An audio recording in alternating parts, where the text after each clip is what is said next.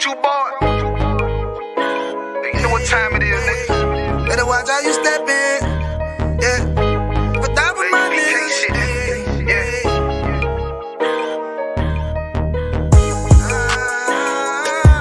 I'm in it, yo.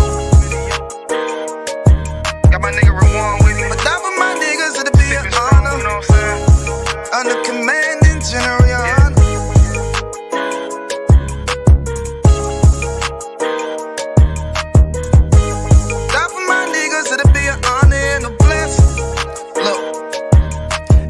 Straight off the top, I love all of my niggas. That shit ain't gon' stop till we on top and we ballin', my nigga. We be fly as fuck, you know them bitches be stalking my niggas. That shit'll never change and it's the same with all my niggas. City to city, I should be at home, that's what my ribs say. But bitch, I'm grown, I'm in these streets and closed caption. Niggas know we bout that action. If a nigga play with me, then my Hakim gon' let him have it. Hey, think you the shit, this truth the shit. Nigga play, I let that Ruger hit. Get on them tracks, they be like, who is this? I'm rude with it, ain't got no manners. All them pussy niggas talkin' shit, yeah, I know they can't stand us, but we U.P.K, Louisiana, bitch, that's what I'm reppin'. And my niggas solid, number real ones in my section. If you wanna get down, put your boots on, start steppin'. Brotherhood is a weapon.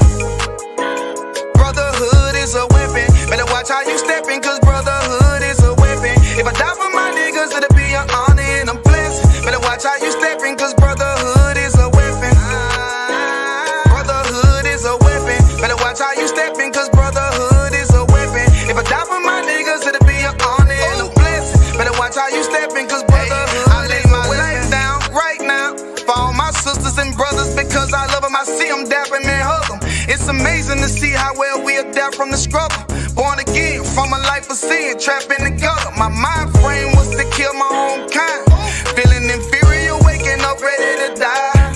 Run with them killers, so it's just a matter of time. For why take your life or let you take mine? That's when I realized the slaves killing slaves while the white man live to get old. We in them graves, the shit got me feeling played. I opened the Bible, went through them records, found out we was royalty, a nation to be respected. But in this world we rejected, we hated for our complexion. Still fighting to get accepted, we hear the truth and reject it. But love is getting corrected, and all my niggas correct me. The commandments, the foundation we erected. Brotherhood is a weapon. Brotherhood is a weapon. Better watch how you steppin', cause brotherhood is a weapon. If I die for my niggas, it'll be an honor and a blessing. Better watch how you steppin', cause brotherhood is a weapon. Brotherhood is a weapon. Better watch how you steppin', cause brotherhood is a weapon. If I die for my niggas, it'll be an honor and a blessing. Better watch how you steppin', cause brotherhood is a weapon. Hey, hey. Hey, hey.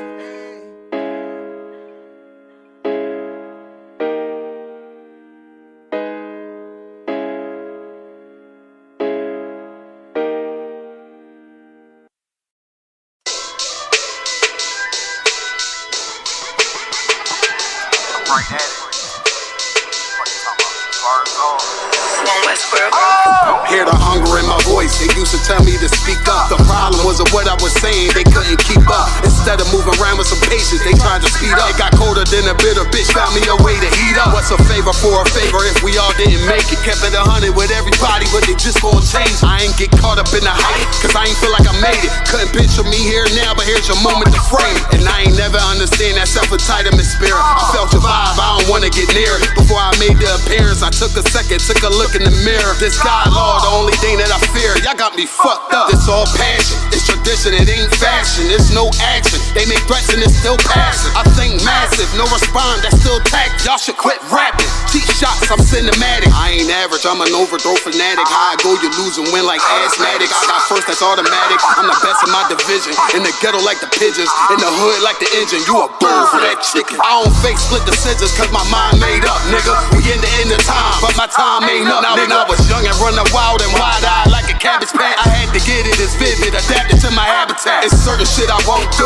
certain shit you can't prove. My shit sound like a payday, yours like more when the rent. If I had $1 for every dime you counted, I would be broke. Watch it be close, got a better chance boxing the ghost. And they know I'm raw, and they know the squad, and I'm feeling large, still in charge. I don't make a follow, I follow the law. Standing tall like they hear on March. I just got a call from my bro, he behind the wall, he told me let it off. Niggas lying for some cat, I got a different line in me. Everybody intimidated, I got that God in me. You get focused on them dimes, I'd rather keep my nine with me. Help me get this off the ground, just know you won't fly with me now. I try and make the news. I ain't playing by the rules. I've been trying to play it cool, but that ain't gon' be the deal. And y'all out here looking like fool. Home the truth. I ain't never had to choose. I'm trying to get beamed up, man. Y'all trying to make the news. I ain't playing by the rules. I've been trying to play it cool, but that ain't gon' pay the bill. Y'all out here looking like fool. Home of the truth. Y'all ain't never had to choose. Trying to get beamed up, man. Y'all trying to make the news. I ain't playing by the rules. I've been trying to play it cool, but that ain't gon' pay the bill. Y'all out here looking like fool. Home of the truth. Y'all ain't never had to choose. Trying to get beamed up.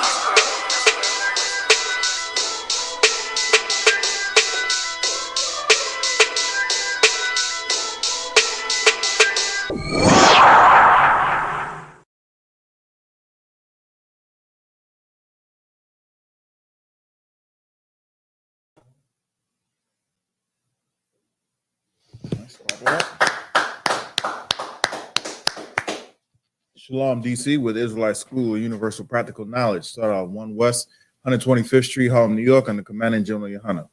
Since 1969, we've been teaching the truth of the Bible, and the truth is that the so-called blacks, Hispanics, and Native American Indians are the true Jews, and that our oppressor, the white man, is the devil that the Bible speaks of. Right. We are not affiliated with any other Christian group, Christian church, or Hebrew Israelite group. Yeah, Bible Shaw. The water. If it's not 1 West, under Commander General Yahanna, the water, it is not the truth, right? All right. Before we get started, give me some ones in the chat if we are loud and clear and there's no audio distortions or anything like that. Just go ahead and give me some ones if you could before we get started. I just want to see something right quick. Let me know if we tawab. We got one. Most High in Christ. Most High in Christ. All right. Today is Memorial Day, right? The whole country is out here celebrating Memorial Day, getting drunk and eating hot dogs and ribs and whatnot. And there's a lot of our people is out here celebrating it. But I'm here to tell you that Memorial Day is nothing but, a Christian holiday. And I'm gonna tell you, I'm gonna show you how it's a Christian holiday. You know what I'm saying? And the Most High told us not to celebrate anything that He did not tell us to celebrate. He gave us a list of high holy days. He told us who we should celebrate and who we should, honor and regard, keep in high regard. You know what I'm saying? Right. And I'm about to break all that down. First, we're gonna see how in the world is Memorial Day a Christian holiday? Well, anything you know about Christianity, you should know that they hold certain tenets within their beliefs, their doctrine, and we're going to show a similarity between Memorial Day and Christianity, and I'm going to show you exactly what we're talking about. I got an article here.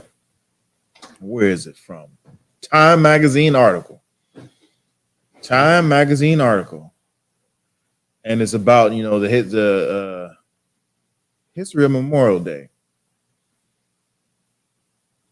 Whenever you ready, you can go ahead and read. Start from the beginning.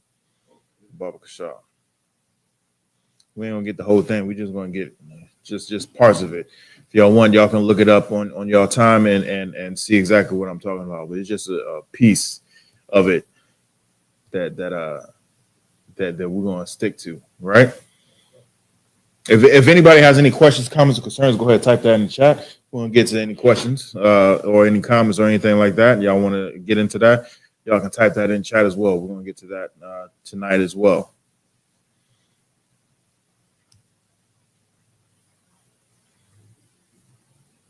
We have something on the chat. Checking it out. Yeah, the barbershop. Nothing so far in the chat, so I just have a few sign-ins. Okay. Let Most me High in scroll Christ. up. Yep.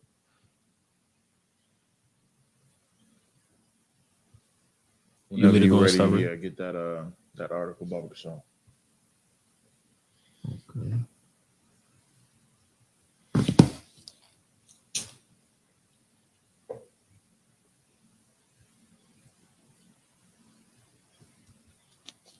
All right, I have 10 surprising facts about Memorial Day on Time website. Memorial Day began as a way to honor soldiers who died in the American Civil War. All right. So real quick, just right there, we're just gonna break that down real quick. Is a way to honor soldiers during that died during the Civil War. We know what the Civil War is about, right? Civil War is about the right to own slaves. You know what I'm saying? The South seemed that it was their God given right to own people, to own and control and do with whatever they wanted it to do, and they have done up to that point without impunity. It was their right to do these things. The North saw there was something different. If you ask a Southerner, they're going to say it was about states' rights. You know what I'm saying? Being able to defend themselves and whatnot. No, it was about the right to own people, not just any people, so-called blacks, Hispanics, and Native American Indians, namely. Right? Let's keep reading. Which claimed the lives of the most U.S. military personnel in history. Now, the holiday is celebrated to memorialize fallen U.S. troops of all conflicts. To some Americans, this holiday also marks a 3-day weekend, the beginning of summer, and various traditions. All right, so it's important to note that that it started out, to memorialize the people who died in the Civil War, which is the bloodiest war in American history compared to all other wars that the U.S. has participated in. You know what I'm saying? This one was the absolute bloodiest. Right now, it's a way to honor any fallen U.S. soldier in any conflict around the world, whether it be World War One, Vietnam War, Desert Storm, whatever. Any of the people who had fallen in any conflict that America was in, this holiday was supposed to celebrate that.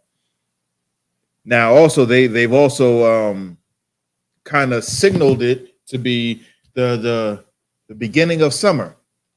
You see how the way you can take something that originally means one thing and then kind of co-sign it or make it to be something else. You know what I'm saying? So right now, it's many Americans believe that that it's just a signal to start for the start of the summer. It's a 3-day holiday weekend to begin summer, to kick summer off. That's what many Americans believe it's about. But really, it's to honor or remember fallen U.S. soldiers, in particular from the Civil War. Let's keep reading. Here are some interesting and surprising facts about Memorial Day. Memorial Day was originally called Decoration Day. Mm-hmm.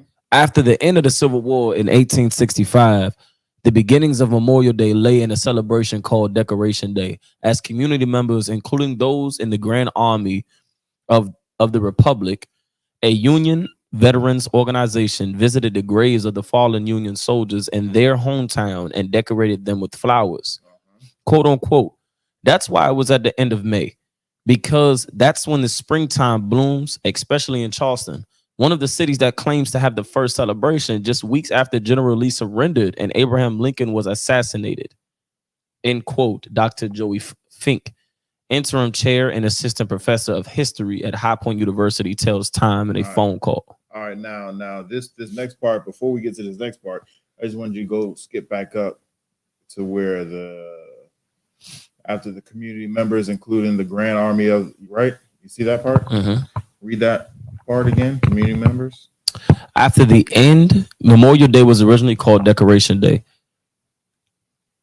After the end of the Civil War in 1865, the beginnings of Memorial Day lay in a celebration called Decoration Day, as community members, including those in the Grand Army of the Republic, a Union veterans organization, So these people, right? Keep going. visited the graves of the fallen Union soldiers and Fallen who? Union soldiers. The fallen. One more time. Union soldiers. So who is it? The two parties, if you know, it was two people fighting against each other. One was called the.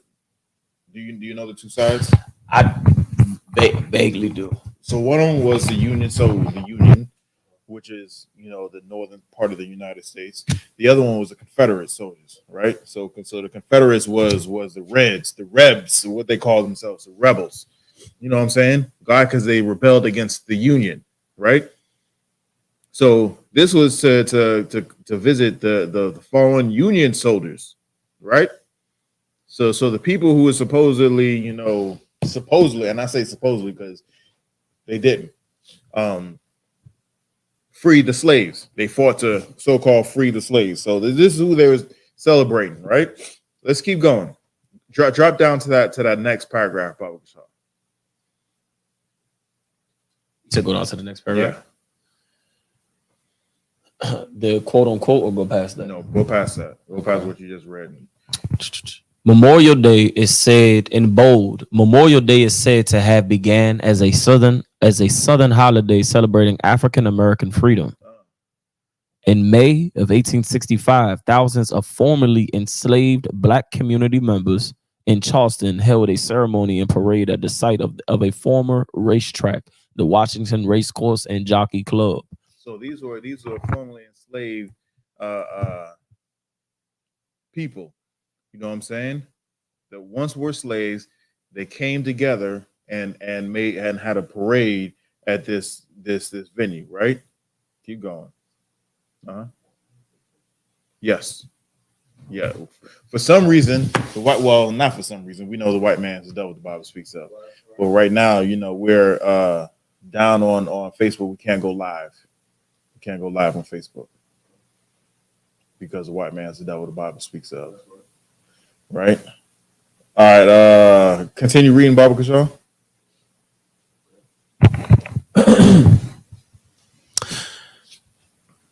The Washington Racecourse and Jockey Club, where a reported 260 Union soldiers were buried in a mass grave. Okay, so prior to this,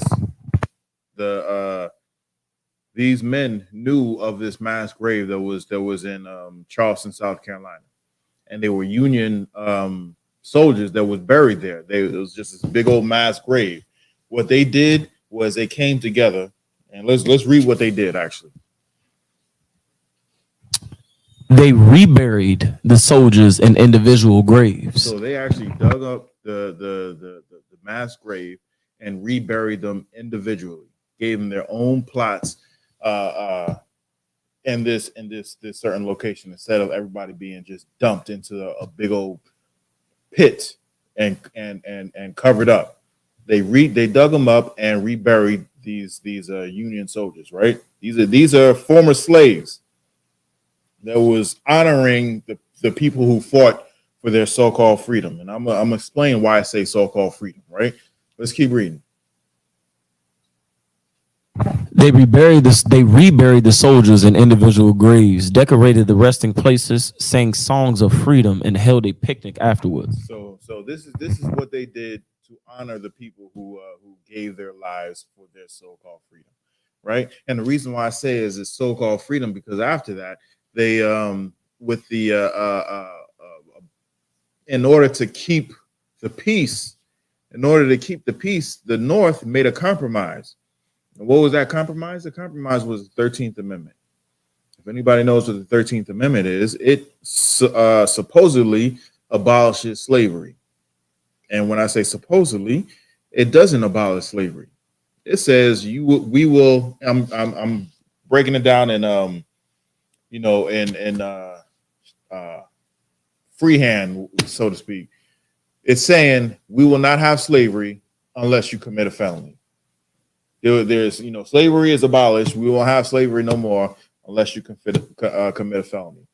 And lo and behold, anything that we did, since we were former slaves, we didn't have any property, we didn't have any money, we didn't have any land.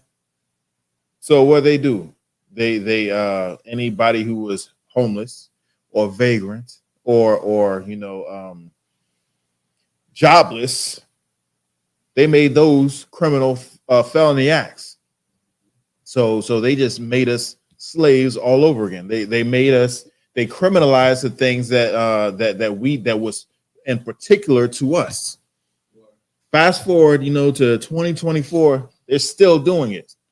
They just refine the code, the penal code to adjust to us, how we act, how we behave, the things that goes on in our communities, so they can put felonies on us, so that we can be right back in slavery. That's what they did, right? So these men went and because they believed at the time that they was gaining freedom. At the time we really thought, hey, these people, both black and white, fought and died for us, so that we should at least honor them by digging up this mass grave and putting them in their individual grave sites, right? That was the idea behind it, right? Let's keep reading. Quote unquote, the war was over and Decoration Day had been founded by African Americans in a ritual of remembrance and consecration. Man, anything, I often wonder, what would the United States be like if we wasn't here? Right. What would the United States be like if we, copywrote, hip hop, rap, dance, rock and roll, because that's ours, country, because that's ours. Man, I hate so much. I saw a report that two people, I forget one of the other dude's name. They offer one big major. When I say they, I'm talking about supposedly Jay-Z offered this guy $20 million to like help promote, go on a lay a track with her and help promote her country album. And he told her no. He told him no, right? And he's going, him and Kid Rock. And Kid Rock was supposed to be old. Allegedly offered $17 million, to help promote Beyonce in the country music genre, right? And they both said, not only did they say no, but it made them look like they stood up for something that was supposedly theirs. You know what I'm saying? Turned down $20 and $17 million, respectively, and it just made both Jay-Z and Beyonce look weak to offer these freaking people, an absorbent amount of money just so they can, lay a track down. When I know they haven't been offered that much money to lay anything down. Right. And it gives them like a step up, a leg up to say, hey, they're thumbing their nose at us. Well, let me tell you something. Country music is ours. It came from us. Right. That whole cowboy feel, not just the cowboy, the whole cowboy lifestyle. That's from the so-called Latinos. You know why it's called cowboys? Is because back then they were called cattlemen.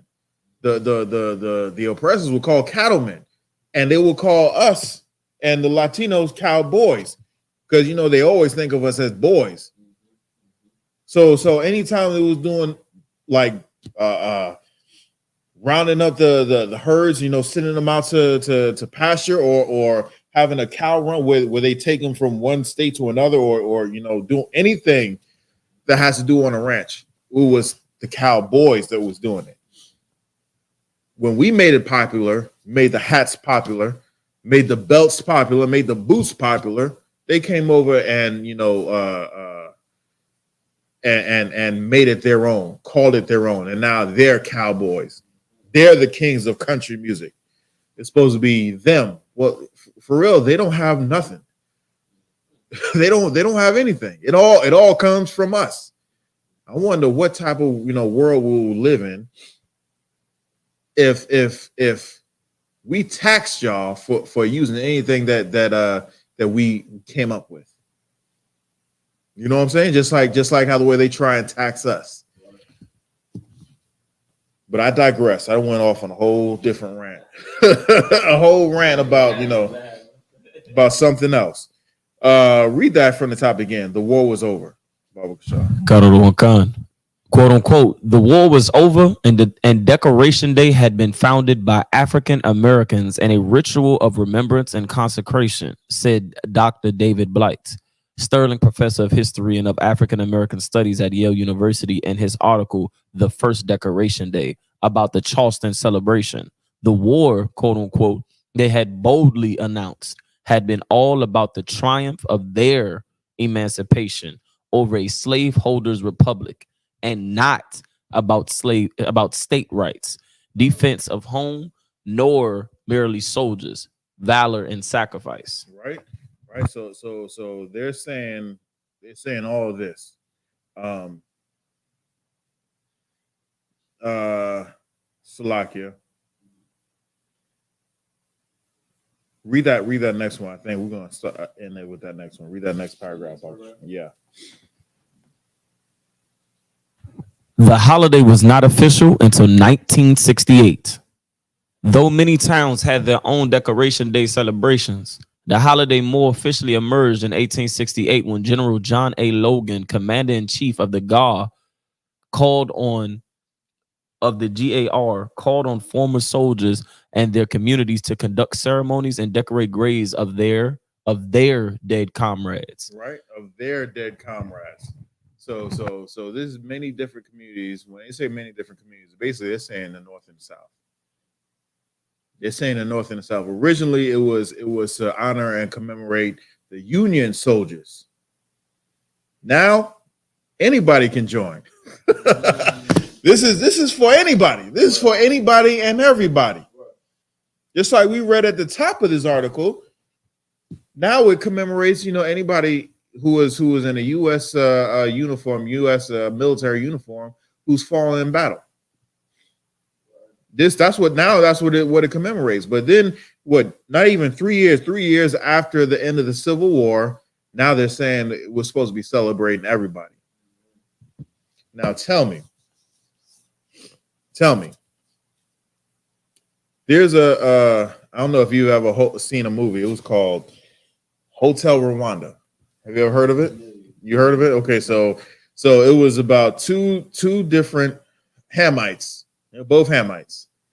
One was in charge and the other one wasn't, right? One day, the ones that wasn't in charge got fed up and overtook the ones that was in charge and committed mass red rums, right? I could say red rum, right? All right. They committed mass red rum. So much so that the international community had to step in, or it was going to be a total genocide of that one ethnic group, right? So they stepped in and they halted, they had a little, battle. At first it was just a slaughter. Then they gave arms to, help to the people that was getting slaughtered. And now they were fighting back, right? It was fighting back until they came to an agreement and said, all right, we done. Now, do you think,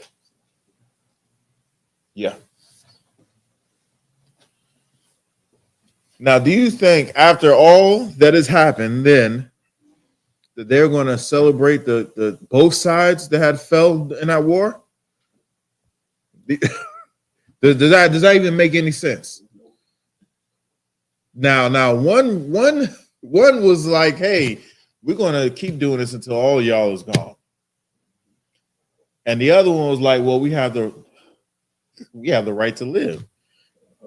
So now after that conflict is over, you think they're going to be like, now there's many of our people that died, but there's many of your people that died. We're going to honor both of them during this day. You think no, that sounds stupid, right?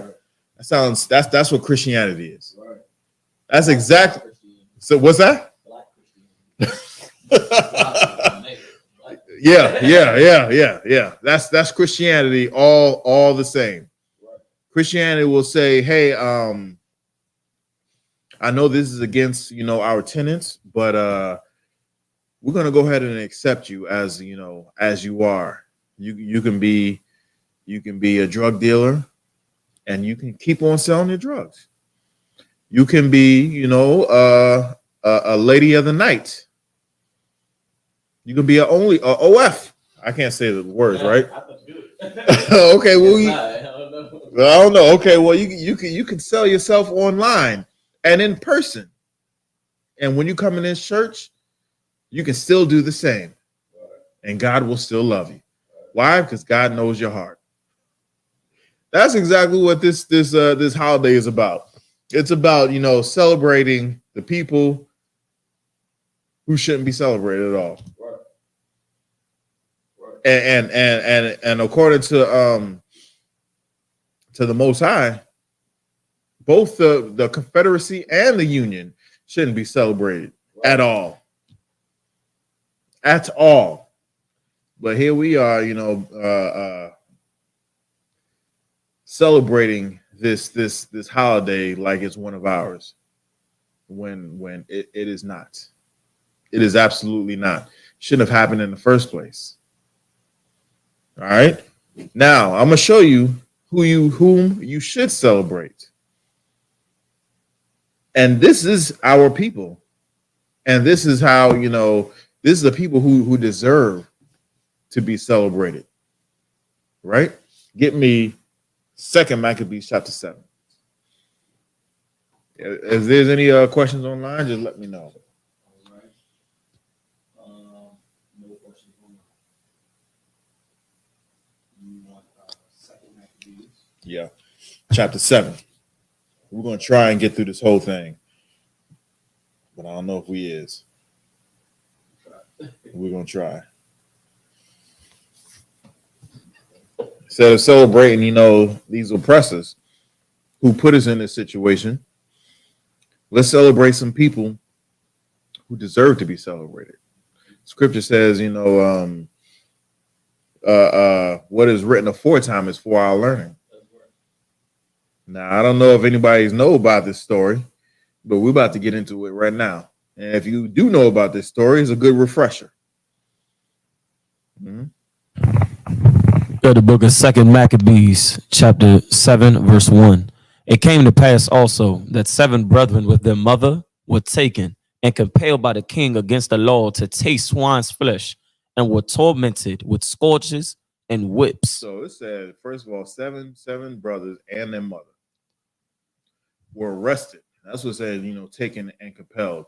They were arrested and they were told to eat this ham sandwich. You know what I'm saying? Eat this pork chop. Eat this bacon, this pig bacon. Eat this pork sausage, whatever it was. The swine's flesh, and the king knew it was against their law, our law. But they made them, they didn't make them. They tried to force them to do it. And they tormented them with scourges and whips. I mean, they were beaten, they were tortured, right? Not just the 7 brothers, but also their mother as well. Let's keep reading. Verse 2. But one of them that spake first said, what wouldest thou ask or learn of us? We are ready to die, rather than to transgress the laws of our fathers. In other words, anybody seen what's the name of that movie with Chris Tucker? Not Trey. Which is it in a good way or negative way? Good way. It's a movie with Chris Tucker when he was a cop, and he was with Jackie Chan. Rush Hour.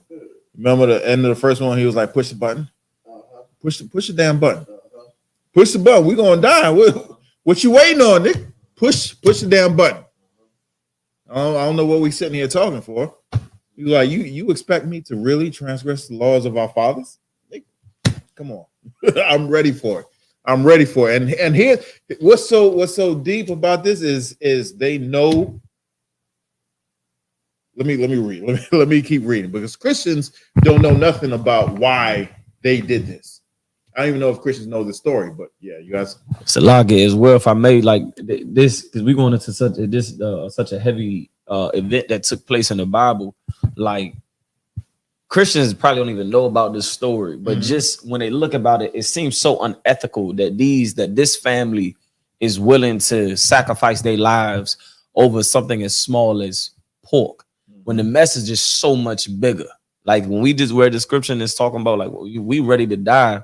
Why did in the world would you even think that we would break our fathers, our culture? Like at this point in time, it was so much intact that how it was so much intact, the laws, law, statutes, commandments, like our culture, that it seemed just unnatural to even be asked to eat such a thing. It seemed like it's so unnatural that it would even happen. And just you look at then and now, just so how far detached we are from what's our records that's right there in that Bible, and to see where we at today with it, to where you ain't sacrificing nothing, you feeding your belly. You know what I'm saying? It's a lot. Exactly. Yeah, this chapter right here is so heavy. Christian, I don't understand why Christianity doesn't even know about this. And what's heavy, man, this whole thing is heavy. We could spend, classes breaking this stuff down. But let's keep going. Verse 3, then the king, being enraged, commanded pans and cauldrons to be made hot. He's the king was pissed off that he said, push the button. Right. He was mad that he told him to push the button because we ain't gonna transgress the laws of our father. Right. We ain't gonna break that law. Right. We would rather die than to do that, than to eat this ham sandwich, than to eat these pork grinds, all this stuff that unfortunately we grew up eating. All this stuff, and because of Christianity, we ain't learned these lessons. It would be better to go the way these men went than to transgress any law of the Most High God. Let's keep reading.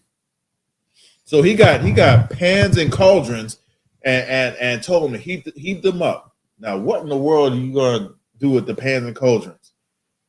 What you gonna do with that? Let's keep reading. Verse 4, which forthwith being heated, he commanded to cut out the tongue of him that spake first. So he was so pissed off, he made him cut his tongue out so he couldn't hear him talk anymore. That was the first thing he did. Keep going.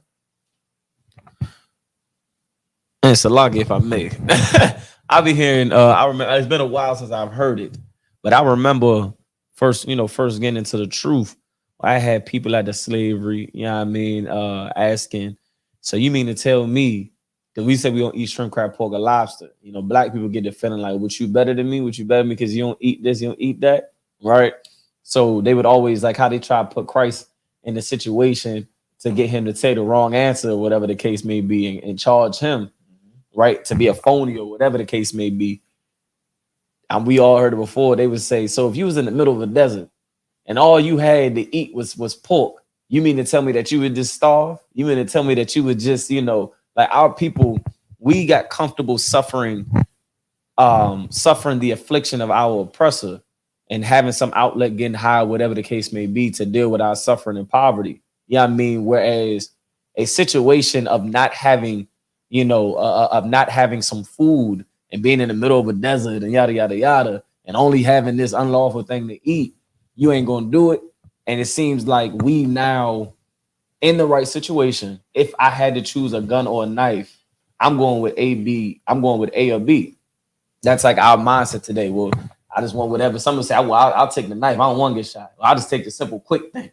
Versus we don't have to take either one of them. And I just can recall being at the slavery. And there's been many other times where people would give this exact same example. People that don't know each other from here to here, asking the same example. So if you was in the middle of the desert and you had nothing else to eat and you had children, you mean to tell me you're not going to get that your child no bacon and y'all ain't got nothing else to eat? Here in a situation as this, these brothers ain't got no other option to go. They, as we start to go down the line, like they still don't fold. being in a worse, I'd rather starve. You mean to tell me you about to sit me down and cut my tongue out my mouth? That situation that's they talking about in the desert sound a little bit sweet. Sound a little bit. We went days without eating before. Then stories like this would blow those people's mind, because it's surviving a couple days without only having pork around and not eating the dang pork is unimaginable to them. This entire chapter would blow their mind if that's the case. Yeah, you're right. This entire chapter, man, we just getting into it. He just got his tongue cut off. Mm-hmm. That's one. that's just that's tough. Mm-hmm. That's tough. But he just got his tongue off and said, "Hey, I'm ready to go. Mm-hmm. I'm ready to get up out of here." And what's so heavy is that he knows what's coming next. Like Christians are stupid, straight up and down. I'm gonna tell you right now, Christians, you don't believe in the God that you claim that you serve. Right. You want to know how I know this? Because those people, just like you were saying, those they gave that argument. If you was in a desert and you ain't got nothing to eat and whatnot, and God said, "Don't eat this pork," and all there is pork. If you expire, where are you supposed to be going? In their minds, they said they're supposed to be going into heaven, right? They believe that they're going to heaven. They believe that, all their suffering will be over. They'll be walking on streets that paved with gold. You know what I'm saying? There will be no sickness. There'll be no illness. There'll be no hunger, right? So if that's the case of not eating pork, why would you stick around and eat that pork? When you have a chance to go to heaven, right then and there, why are you going to choose stick around and go? Why? Because you don't believe in heaven. Right. You don't believe anything that the Most High, that your God is telling you. You don't believe in none of that. But these brothers believe who their power is. Let's keep reading. Verse 4 from the top, which forthwith being heated, he commanded to cut out the tongue of him that spake first, and to cut off the utmost parts of his body, the rest of his brethren and his mother looking on. What does that mean, to cut out his uttermost parts of his body? Utmost, yeah. Yeah, what does that mean?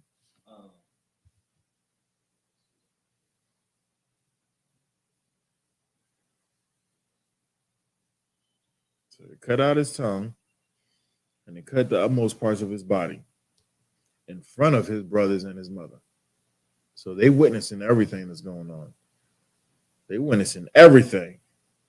Anybody online? Anybody online knows what that means? The utmost parts of his body?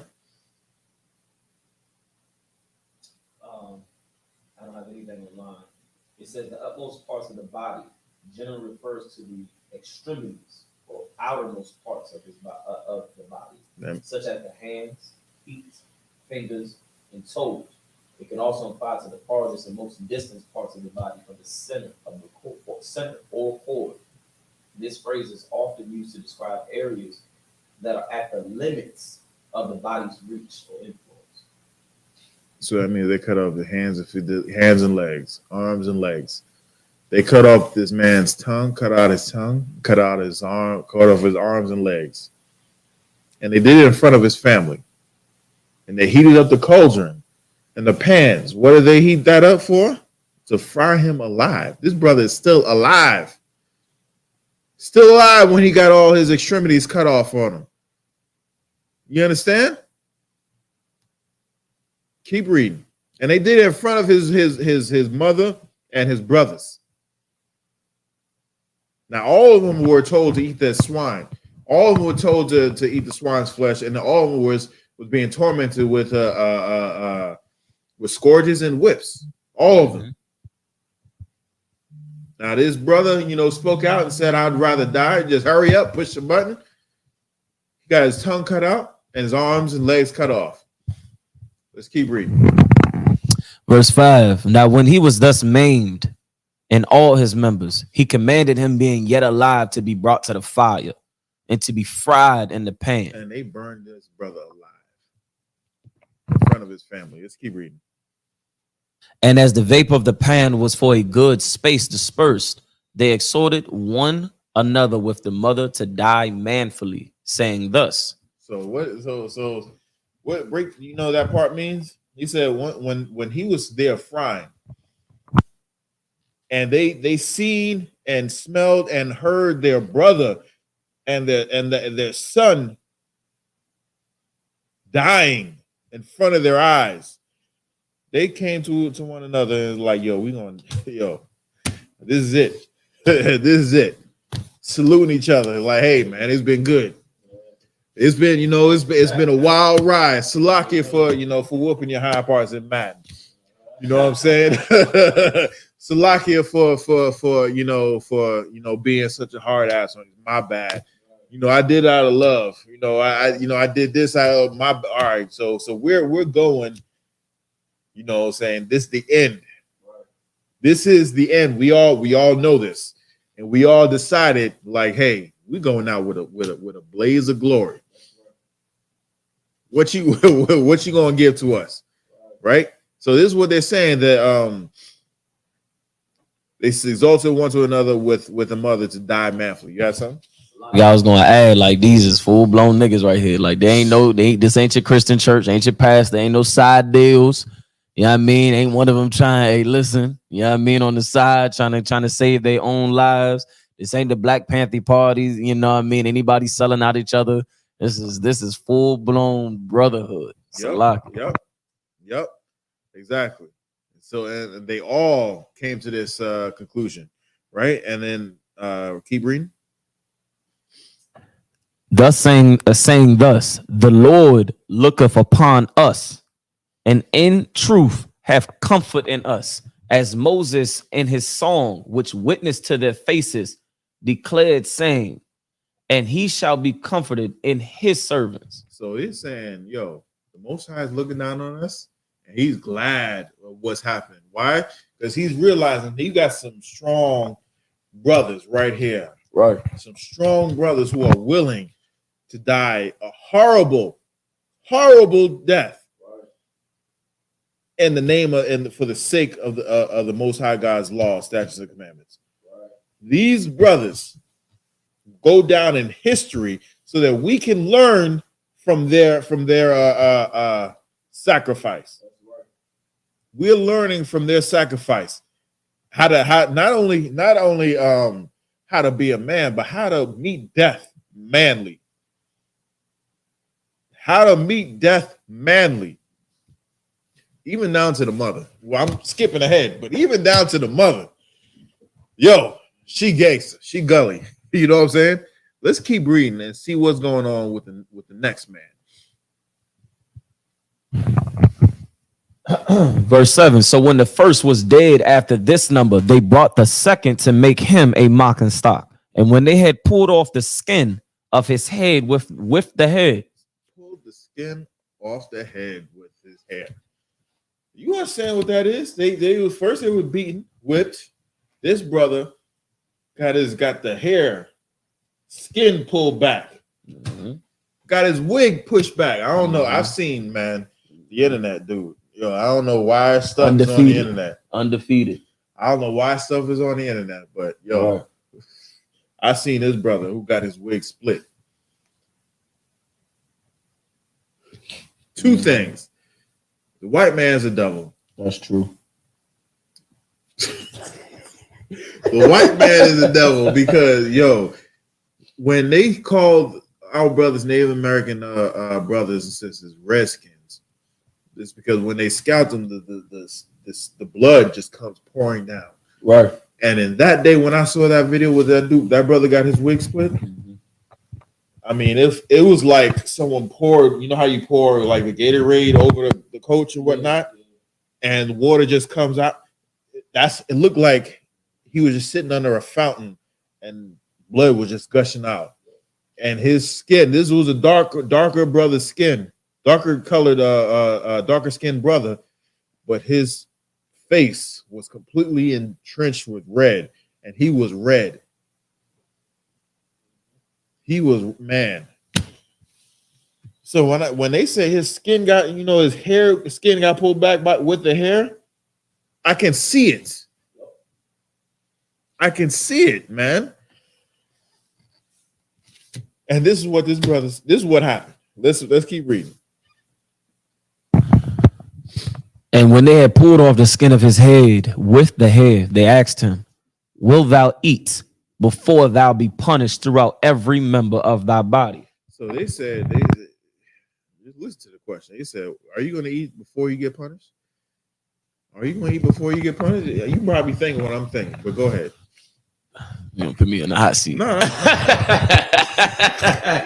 I was gonna say that. I was gonna say something completely separate. I ain't gonna lie. I was just gonna say like they like this is happening. Like they know, like they not bluffing. Like while they being threatened, like you gonna eat now? You know what I mean? Like you what's the way that I want to say it? Like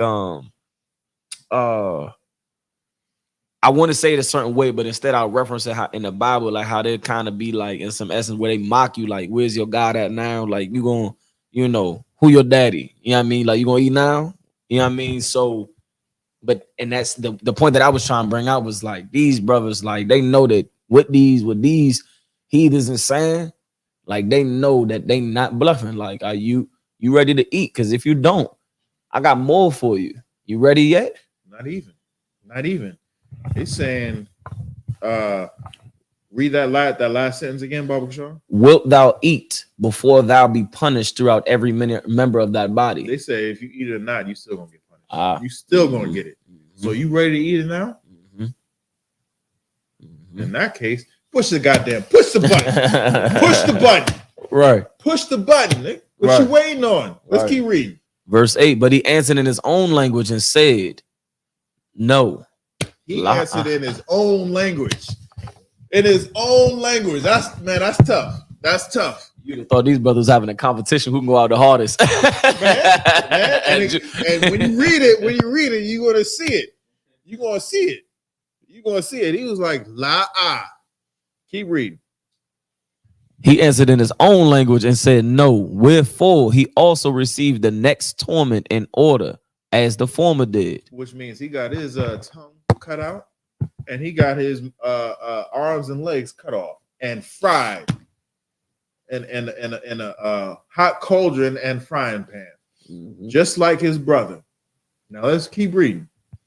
And when he was at the last gasp, he said, "Thou like a fury takest us out of this present life, but the king of the world, but the king of the world shall raise us up, who have died for his laws unto everlasting life." Even on his last breath, he's basically saying, we dying now, but we coming back. Right. We coming back. See, this is what Christians don't understand. Reincarnation is real. We've been here before, and we're gonna be here again. Right. They realize that they were here before, and they coming right back. That's right. Coming right back. Let's keep reading.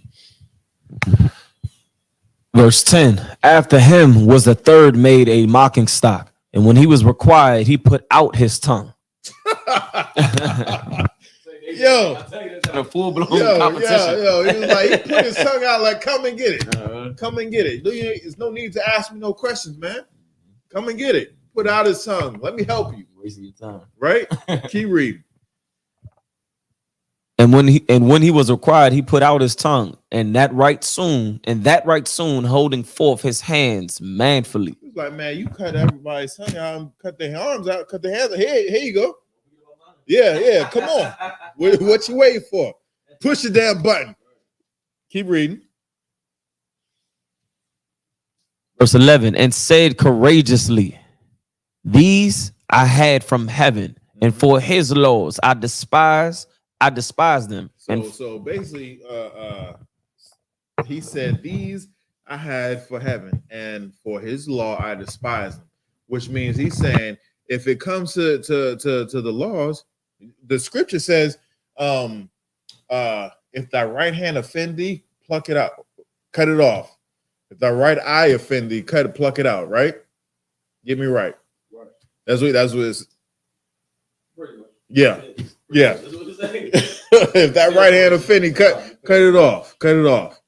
And basically what he's saying right here, he's saying, man, this for the law, I'll give up my hands. That's nothing. I give up my hands. You want to know why I give up my hands? Keep reading. What you gonna say? It was never for me. My body ain't mine. He that seeketh to keep his life will surely lose it. That's right. Keep I reading. am right. Verse 11. Salakia. Yeah, he was in love. Yeah. Verse 11, and said courageously, these I had from heaven, and for his laws I despised them, and from him I hope to receive them again. So Christians don't even understand it. They coming back. They coming back. You may take these hands right here. No problem. No problem. The Most High will give me something better. The Most High sees we already established that the Most High is seeing their sacrifice and he's glad at it. Now they're gonna come back. No, I ain't gonna say that. But they're gonna probably come back, they probably came back as something great. You know what I'm saying? The great and the Most High's kingdom. Let's keep reading. Verse 12. And so much that the king and they that were with him marveled at the young man's courage, for that he nothing regarded the pains. So the king and the king's men seen that, and they was like, what? Who are these people? Who are these people? And they seen the other brothers, what happened to the other brothers, and they ain't even scared of what's going to happen to them. There's something wrong with these people. These niggas here, man. Right. Something wrong with these niggas. Let's keep reading. And when this man was dead also, they tormented and mangled the fourth in like manner. So when he was ready to die, he said thus, it is good being put to death by men to look for hope from God to be raised up again by him. As for thee, to be raised up again by him. Oh, to be raised up again by him, by the Most High God. Right here, these men knew what reincarnation is all about. Right here, this whole chapter is a precept for reincarnation. Because they understand how the way God operates. Right. Y'all see the water when it rains is outside, water comes down, it evaporates, goes back up in the sky, it comes right back down again. So is our lives. That's right. So is our lives. You know what I'm saying? We were born from the flesh. You know what I'm saying? We raise up. We pass away, go into the ground. Our bodies decompose. We go and we come right back. We come right back. So it's for everybody in this world, except there's going to be one people that's just going to go away and never come back. There's going to be such a thing called white face when they get played in movies. That's it. But let's keep reading. Verse 14. So when he was Salakia. Verse 14. So when he was ready to die, he said thus, it is good being put to death by men to look for hope from God to be raised up again by him.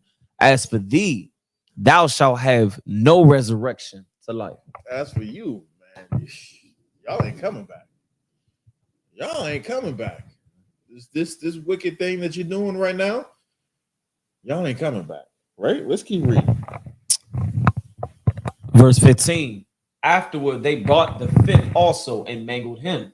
Then looked he unto the king and said,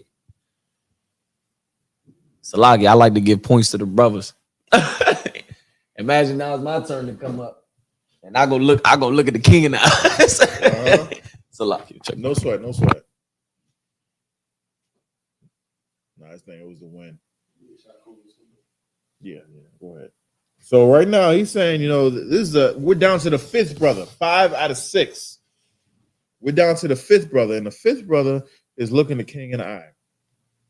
right? After his brothers